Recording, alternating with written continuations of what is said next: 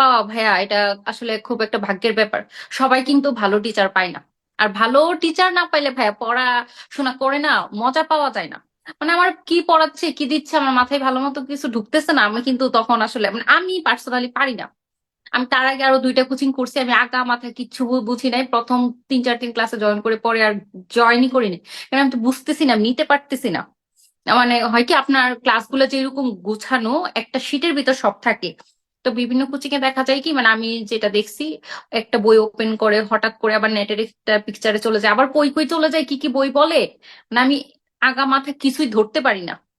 এরকম তো আপনার কোচিং এ যখন আমরা ওই যে ওই বেচ 7-এ ছিলাম, তো আমার খুব ভালো লাগছে। তখন তো আমার বেবি খুব ছোট ছিল, আমি যতটুকু চেষ্টা করছি পড়ার মোটামুটি পড়ছি, তো তখন আসলে হয় নাই ওইভাবে। তারপর এইবার থেকে আমি একদম রেগুলার ক্লাসে ছিলাম। মানে 5 আগস্টের আগ পর্যন্ত রেগুলার ক্লাস করছি, এবং প্রত্যেকটা ক্লাসের শেষে আমি হচ্ছে এক্সাম গুলো, সবগুলো এক্সাম আমার, একটা এক্সামও আপনি যদি লিস্ট চেক করেন পাবেন না যে আমি এমন কোনো সাবজেক্টের এমন কোনো এক্সাম নাই যেটা আমি দেই নাই। প্রত্যেকটা এক্সাম আমি দিছি। আর আমার হচ্ছে পড়ার একটা ইয়ে ছিল, আমি সব হ্যান্ড নোট করছি। আমার 3টা আরেকটা নোট খাতার হাফ হয়েছে হ্যান্ড নোট। আমার সব নোট আমি মানে শিট ফটোকপি করি নাই। আমি ভিডিও দেখতাম, স্পিড 2x দিয়ে দিয়ে দেন সব নোট ডাউন করতাম। আমি আরেকটা জিনিস নোটসে হচ্ছে খুব বেশি মানে ফোকাস করছি, ওইটা অন্য কেউ করছে নাকি জানি না, সেটা হচ্ছে গিয়ে আপনি কিছু কিছু বলছেন যে হাইপো কি হাইপো গ্লাইসেমিকে দিবে, মেটফর্মিন দিয়ে দিবে। মেটফর্মিন কখনো হাইপো করে না। তো ওইটাতে আমি একদম বোল্ড করে রেড মার্ক দিয়ে মেটফর্মিনকে ক্রস করে হাইলাইট, তারপর সার্কামসেশনে হিমোফিলিয়া দিবে, contraindicated, haemophilia is not contraindicated for circumcision. এটা কিন্তু আসছে ভাইয়া এক্সামে। এটা আসছে। তো আমি ওইটাও একদম ওইটার পাশে আপু এই সেমে একদম রেড। অপশনটা দিছে ওই যে অনকোজেনিক ভাইরাস। হ্যাঁ হ্যাঁ, দিছে দিছে। এরকম আপনি ওই যে কিছু ইয়েতে আপনি বলে দেন যে এইটা কিন্তু এটাতে দিবে না, তোমাদেরকে প্যাচ লাগানোর জন্য স্যার এই অপশনটা মাস্ট দিবে। ওই জিনিসগুলা কিন্তু পয়েন্ট আউট করছে, স্বাভাবিক।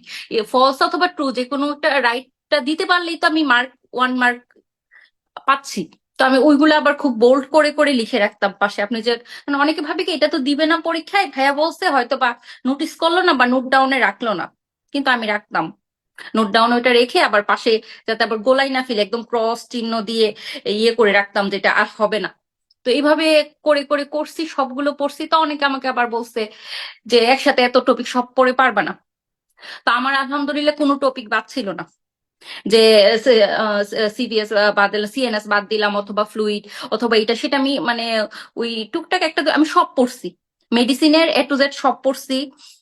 ফার্মা, তারপর কি বায়োকেম যা ছিল সবই পড়ছি। বাদ দিইনি কিছু, মানে দেখা যাচ্ছিল কি হচ্ছে না, থাক বাদ দিব, পড়ে ফেলি একটু একটু একটু করে পড়তে পড়তে দেখা গেল কি একদম 20 নভেম্বর পর্যন্ত আমার সব শেষ হয়ে গেছে। তারপর ছিল রিভিশন।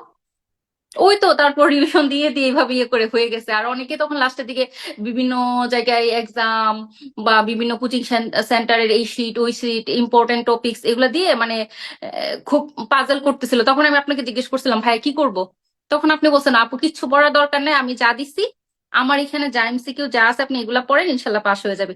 তখন হচ্ছে সবাই বিভিন্ন জায়গায় মানে শীট এক্সচেঞ্জ করতেছিল বিভিন্ন কোচিং এর, ওরটা দেখতেছিল, এটা এটা। তো আমি আর এগুলো কিছু করি না, আমি জাস্ট আপনার গুলাই পড়ছি।